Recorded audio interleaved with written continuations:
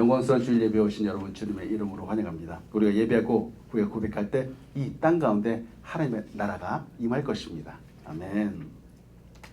지금 우리는 주님께서 가르쳐주신 기도, 주 기도문에 대해서 계속해서 보고 있습니다.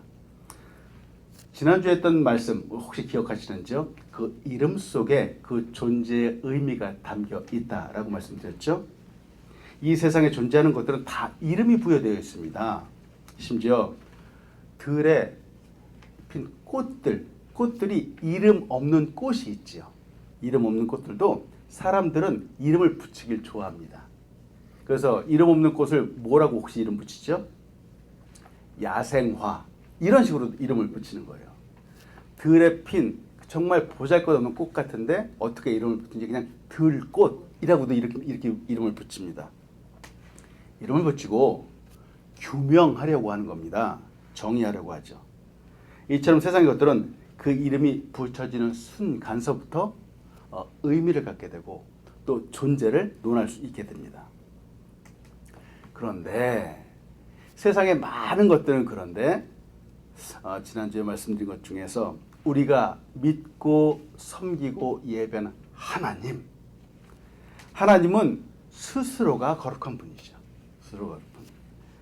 하나님은 창세 이전부터 영원 이전부터 계셨고 또 지금도 살아계시며 앞으로도 영원히 거하시는 분입니다. 아멘. 아멘. 그 놀라우신 하나님, 그 거룩하신 하나님, 창조주가 되신 하나님을 우리는 어떻게 부르죠? 아바 아버지라고 부릅니다. 아멘. 하나님을 우리는 아버지라고 부른다는 겁니다. 이것만큼 놀라운 축복이 어디 있겠습니까? 우리는 예수 그리스도의 십자가로 말미암아서 이 놀라운 아바 아버지의 자녀가 되었습니다.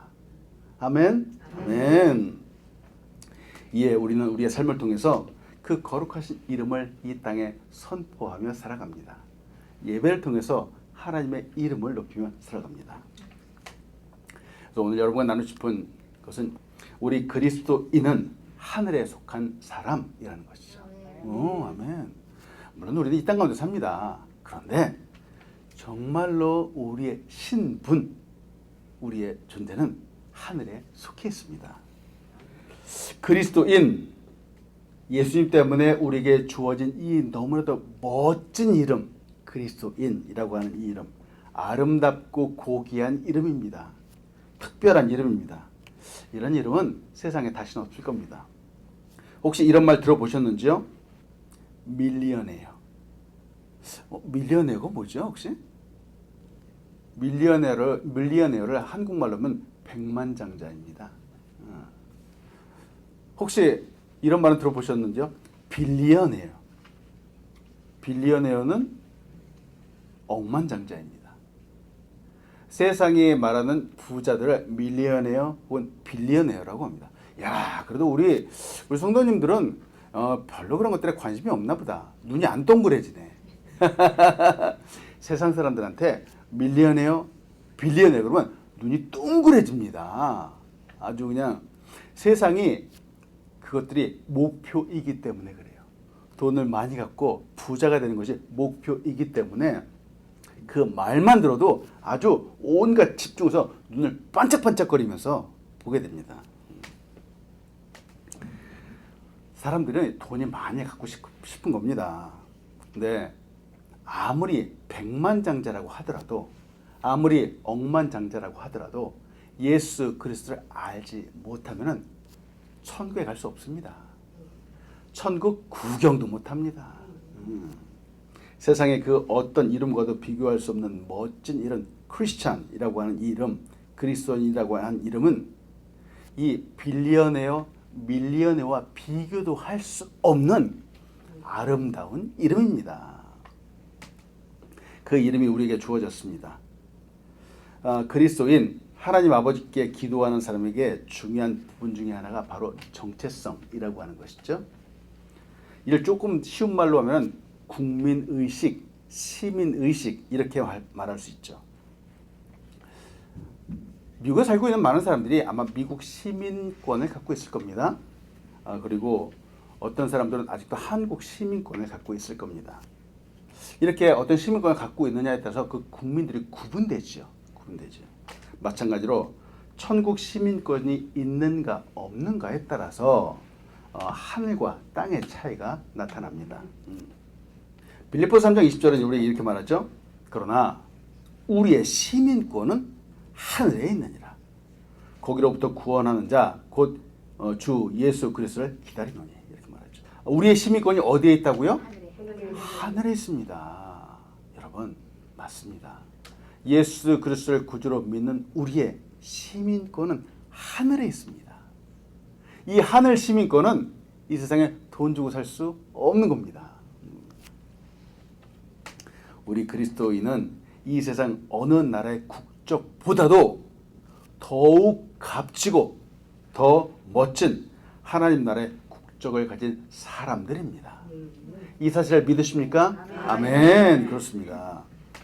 이런 의미 때문에 우리가 기도하는데 하나님의 나라가 임하시오며 라고 하는 이 기도가 우리한테 의미가 있는 겁니다. 우리는 하나님의 나라 사람이기 때문에 하나님의 나라가 임하기를 간절히 소망하며 살아갑니다. 주 기도문의 핵심, 주님께서 가르쳐주신 핵심이 있습니다. 바로 이 하나님의 나라가 임하는 겁니다. 왜 그럴까? 그 이유는 예수님의 성육신의 목적이 바로 하나님 나라를 세우는 데 있기 때문에 그렇습니다. 예수님께서 이 땅 가운데 육신의 몸을 입고 오신 이유가 바로 하나님의 나라를 세우는 데 있기 때문에 그렇죠. 십자가에 죽으시면서까지 이 땅에 오신 이유, 바로 하나님의 나라에 있습니다. 자, 예수님이 공생애를 시작하신 나이가 몇 살이죠? 33세는 십자가에 죽으실 때고 30세. 30세서부터 33세까지 약 3년간에 걸쳐서 공생애를 하셨죠. 30세에 이제 공적인 그 생애를 시작하시면서 먼저는 세례 요한한테 세례를 받으셨어요. 그리고 기도하셨죠. 기도하니까 하늘이 활짝 열렸어요. 그리고 성령님에게 이끌리어서 광야로 가셨습니다. 광야에서 무려 40일이나 밤낮으로 금식하셨어요. 식사를 못 하셨어요. 주셨죠. 그 이후에 마귀에게, 사탄에게 시험을 받으셨습니다. 세상에, 마귀가 배고픈 예수님한테 와가지고 돌로 떡을 만들라 이렇게 했잖아요. 근데 예수님은 그 어렵고 힘든 와중에도 이 마귀의 유혹들을 다 말씀으로 물리치셨죠. 모든 시험을 말씀을 다 이기셨습니다. 이제부터 그리고 나서부터 이제 예수님의 공적인 그 생애가 딱 시작된 겁니다. 이 땅에서 하셔야 하는 사명을 이제부터 시작한 겁니다. 바로 공생을 시작하셨다 그러죠. 그래서 예수님의 사역을 시작하시면서 가장 먼저 선포하신 것이 무엇일까? 바로 하나님의 나라였습니다. 하나님의 나라. 마태복음 4장 17절에 보니까 이렇게 말씀해요. 이때부터 예수께서 비로소 전파하여 이르시되 회개하라 천국이 가까웠느니라 하시니라. 바로 이 때라는 것이 언제인가? 바로 공생애를 시작하는 바로 그 순간이라는 거예요. 자, 예수님은 가는 곳곳마다 하나님의 나라 복음을 증거하셨죠. 그리고 십자가에 죽으시면서까지 이 하나님의 나라에 대해서 사람들에게 얘기했습니다. 십자가에 죽으셨죠. 그리고 부활하셨습니다. 부활하시고 승천하시기 전까지 40일을 이 땅 가운데 제자들과 함께 계시면서 제자들과 계속 나눈 말씀은 바로 하나님의 나라입니다. 가서 모든 민족으로 제자를 삼으라는 거죠. 땅까지 가라는 겁니다. 사도행전 1장 8절은 이렇게 얘기를 합니다. 오직 성령이 너에게 임하시면 너희가 권능을 받고 예루살렘과 온 유다와 사마리아와 땅까지 이르러 내 증인이 되라 하십니다. 자, 여기서는 거리로 가는 개념을 말씀하셨어요. 예수님은 이 땅 가운데 쉬지 않고 기도하셨습니다. 아마 예수님처럼 기도를 열심히 하는 사람은 없을 거예요. 누구보다 열심히 일하셨죠. 그리고 그 무엇보다 최우선으로 하나님 나라라고 하는 이 목표를 향하여 전진하셨습니다. 예수님은 이 땅 가운데 하나님의 나라를 위해서 오셨고 하나님의 나라를 위해서 사역을 하셨고 또 하나님의 나라를 위해서 바로 제자들에게 사명을 주셨습니다. 예수님이 이토록 신경 쓰고 늘 생각 가운데 있고 그 삶의 목표로 두었던 것이 바로 하나님의 나라이죠. 가장 중요한 핵심이라고 할 수 있습니다. 자, 이 하나님의 나라를 조금 다른 말로 하면은 천국이라고도 말할 수 있어요. 마태복음을 쓴 마태는 바로 이 하나님의 나라를 천국이라고 표현을 했어요. 그래서 마태복음 전체를 보면은 천국이라고 하는 단어가 무려 49번이나 등장을 합니다. 49번. 근데 마가복음에서는 하나님의 나라로 쓰였어요. 16번가량이 등장을 하고요. 누가복음에서는 하나님의 나라를 38번이나 등장을 합니다. 이 단어가. 자, 복음서에서 하나님의 나라, 천국이라고 하는 것을 통틀어서 약 100여 번가량이 등장을 한다는 거예요. 세상에. 100번가량이 등장을 하다 보니까 자, 예수님께서 얼마나 이 부분에 대해서 하나님의 나라에 대해서 강조하고 계시는가 우리는 추측할 수 있죠. 왜 그러셨을까? 정말로 중요하기 때문에 그렇습니다. 성경 전체를 아우르는 주제이기 때문에 또 예수님 사역의 중심이기 때문에 이 하나님의 나라에 대해서 우리는 꼭 알고 가야 됩니다. 알고 기도해야 됩니다. 하나님의 나라 천국이라고도 하는데 이는 무엇을 말하는가? 사람들이 오해하는 부분이 바로 여기에 있어요. 나라라고 하면은 사람들은 국가를 이루는 물리적인 요소인 땅을 먼저 생각을 합니다. 땅을 먼저 생각을 하는데 이 개념, 물리적인 영역, 땅, 영토라는 생각 때문에 바로 중세 시대에, 중세 교회는 하나님의 나라를 확장한다라는 것은 아니 땅을 많이 차지하면 되는 거 아닌가? 땅을 정복하자라고 해서 바로 십자군 전쟁과 같은 것이 나타나게 되었습니다. 바로 하나님의 이름, 예수님의 이름을 갖고 나가서 세상에 사람을 죽이면서까지 땅을 정복한 겁니다. 무수하게 많은 사람들이 죽었습니다. 자, 그렇게 사람을 죽이면서 땅을 정복하고선 그 땅을 성지, 거룩한 땅이다 라고까지 이름을 붙이기도 했습니다. 아, 이건 말도 안 되는 겁니다. 이는 성경을 잘못 해석한 것이고 오해한 대표적인 예 중에 하나죠. 말씀을 제대로 알지 못했기 때문에 무력을 앞세운 전쟁으로 많은 사람들이 죽었습니다. 그렇다면 정말 하나님 나라라고 하는 것은 무엇인지요? 무엇인지요? 땅일까? 그렇지 않습니다. 하나님 나라는 바로 하나님의 통치하심을 말합니다. 하나님의 다스리심을 말합니다. 예수님이 통치하시는 것이 바로 하나님의 나라이죠. 영토, 땅일 수도 있습니다만 그것보다는 바로 통치하심, 다스리심을 말합니다. 마태복음 28장 18절을 말합니다. 우리 다 같이 한번 읽어볼까요? 시작. 예수께서 나와 말씀하여 이르시되 하늘과 땅의 모든 권세를 내게 주셨으니. 아멘. 자, 예수님께서 나와 이르시되 하늘과 땅의 모든 권세를 나한테 주셨다는 거예요. 예수님께. 권세 받은 사람이 하는 일이 무엇이죠? 통치하는 겁니다. 다스리는 겁니다. 그것도 하늘과 땅의 권세가 바로 예수님에게 주어졌다라고 하는 거죠. 즉 예수님께서 온 땅을 다스리시는데 바로 그 권세를 갖고 통치하시는 것을 말하죠.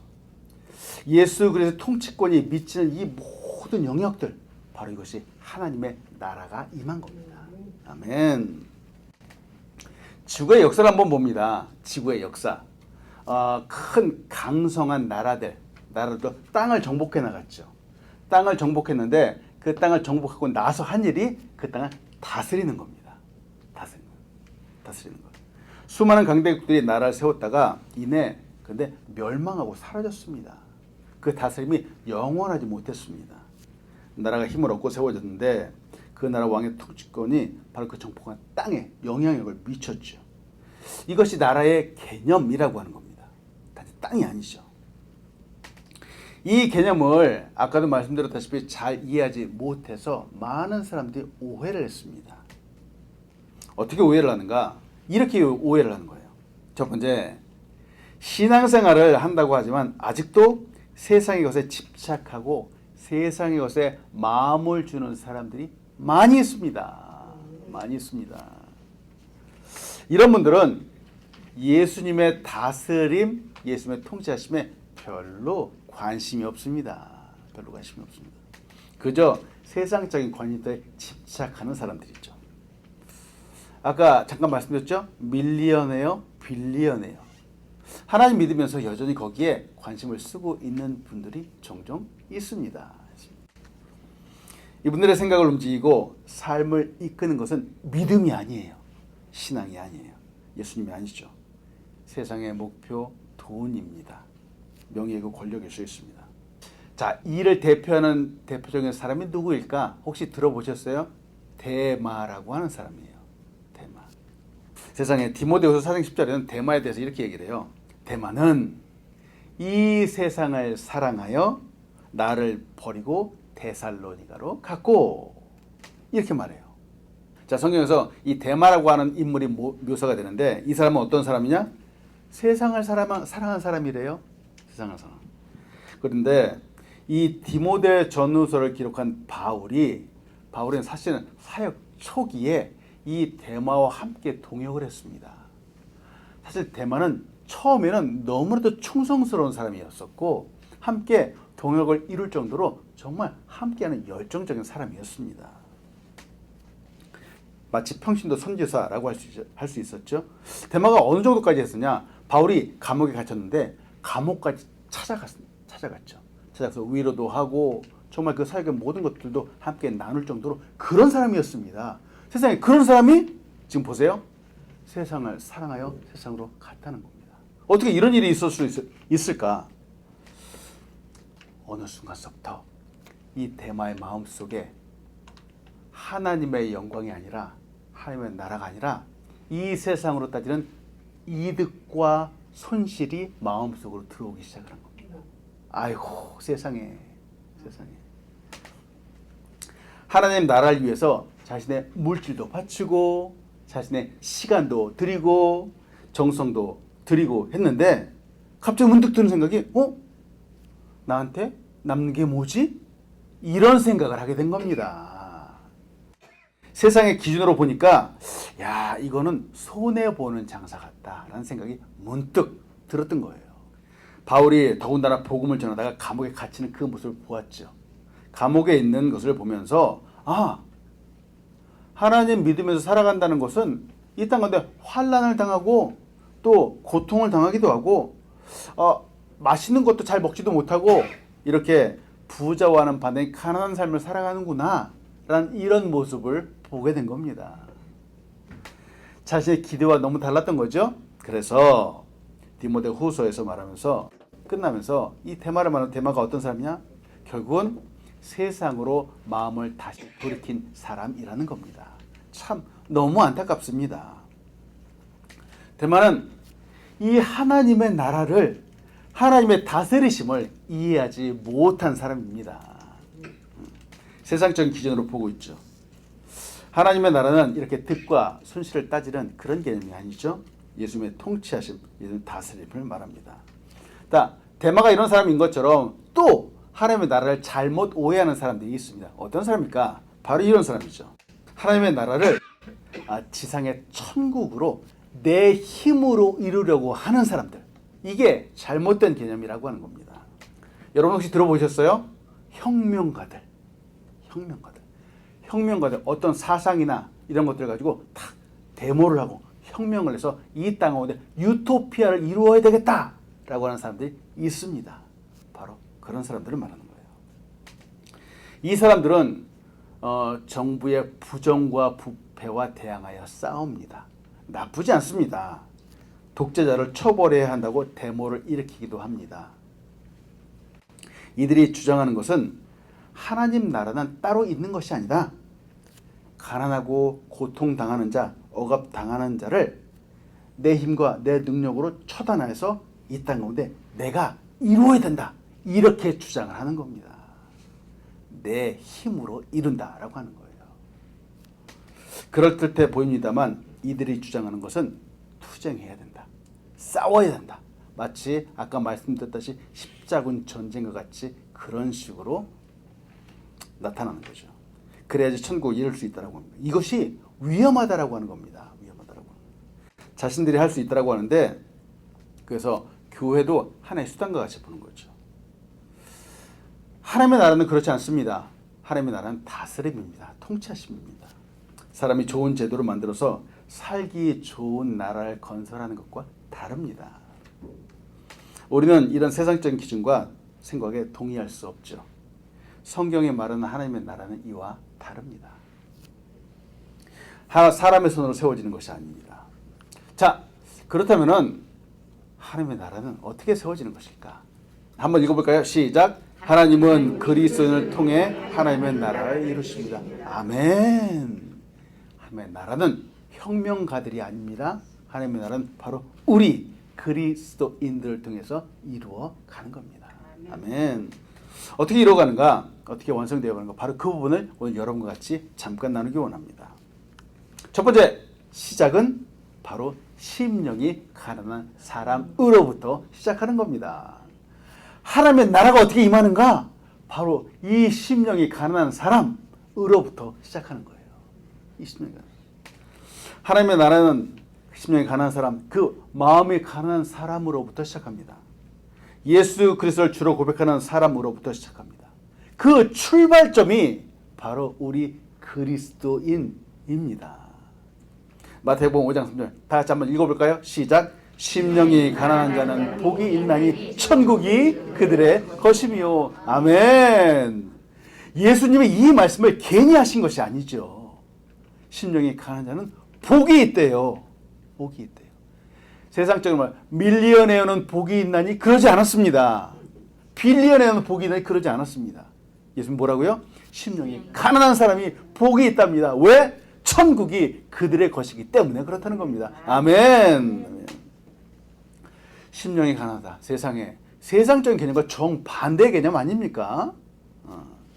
자신이 죄인이라는 사실을 고백하고 세상을 의지하지 않고 하나님만을 의지하는 사람, 오직 하나님만을 의지하는 사람, 바로 이 심령이 가난한 사람은 바로 이와 같은 사람이죠. 내 노력, 내 공로로 할 수 없다. 오직 하나님만이 은혜를 주실 수 있다라고 고백하는 사람이 심령이 가난한 사람입니다. 여러분, 매일매일 여러분 기도하시면서 그렇게 기도하시는지요? 아멘. 하나님, 저 할 수 없습니다. 하나님만이 나의 전부이십니다. 이렇게 기도하는 우리가 되기를 소원합니다. 아멘. 그럴 때 바로 이 안에서, 내 안에서 바로 천국이 시작되는 겁니다. 아멘. 자, 여기서 보고 싶은 것이 바로 마음이라는 거예요. 심령이라고 하는 거예요. 가난한 심령이라고 하는 겁니다. 하나님 나라는 바로 여기서부터 출발한다는 거죠. 자, 이제 출발을 했기 때문에 출발만 하면 끝인가? 그렇지 않죠.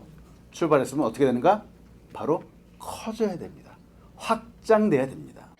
어떻게? 바로 교회를 통해서. 교회를 통해서 확장됩니다. 자, 이 심령이 가난한 사람들이 모여 있는 곳이 어디죠? 교회입니다. 교회입니다. 예수 그리스도를 주로 고백하고 하나님을 아버지라고 고백한 심령이 가난한 우리가 모여 있는 우리가 바로 교회입니다.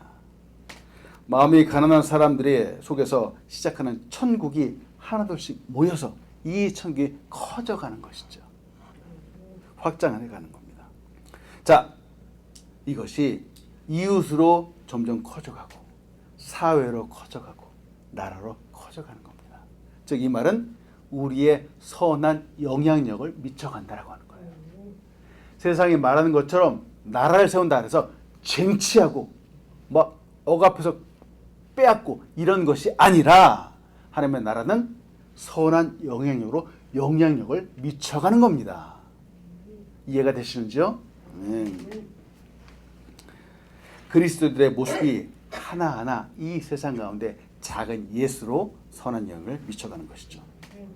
나라가 임한다라고 하는 건 사람이 억지로 제도를 통해서 이루어가는 것이 아니죠. 예수 그리스도의 심령을 갖고 있는 사람들이 이 삶을 통해서 이 세상 가운데 보여주는 것입니다. 때문에 우리가 있는 곳, 우리가 하는 일들, 우리가 서 있는 곳에 하나님의 나라가 임하기를 간절히 소원합니다. 아멘. 자, 시작되었고 이제 커가고 있습니다.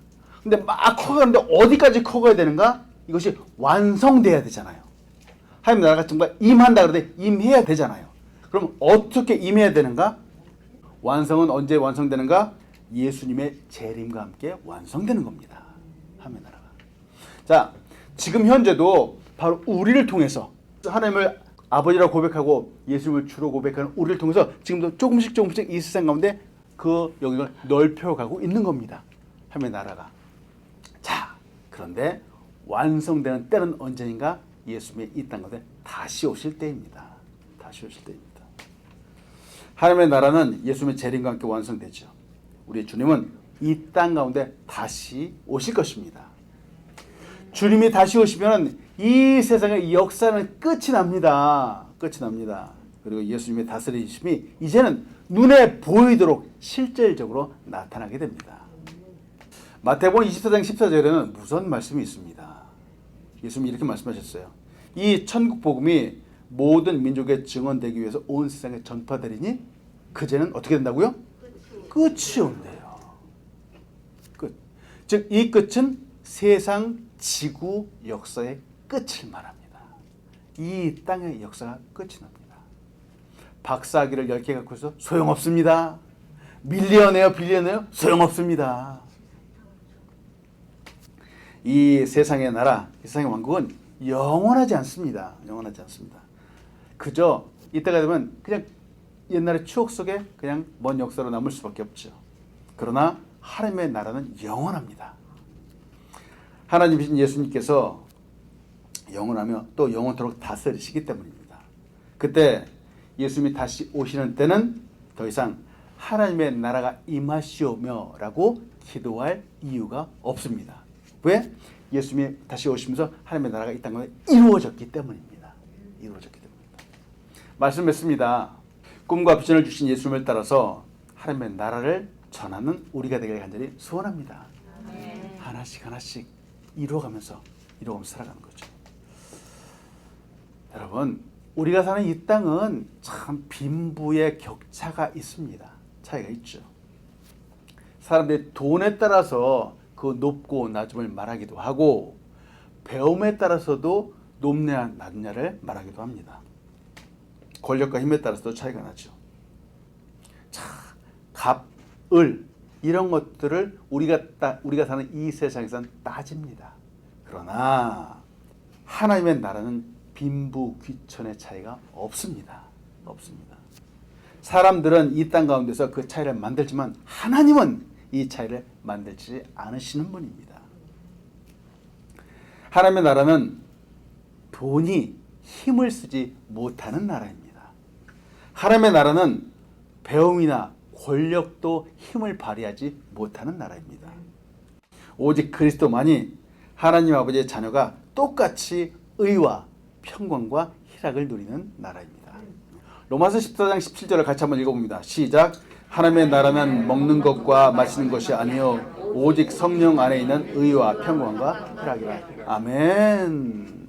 하나님의 나라, 예수 그리스도의 다스림이 이 땅 가운데 온전히 이루어지는 그때는 모든 이들에게 의와 평강과 희락이 아무런 구분 없이 차별 없이 똑같이 나타나게 될 것입니다. 아멘.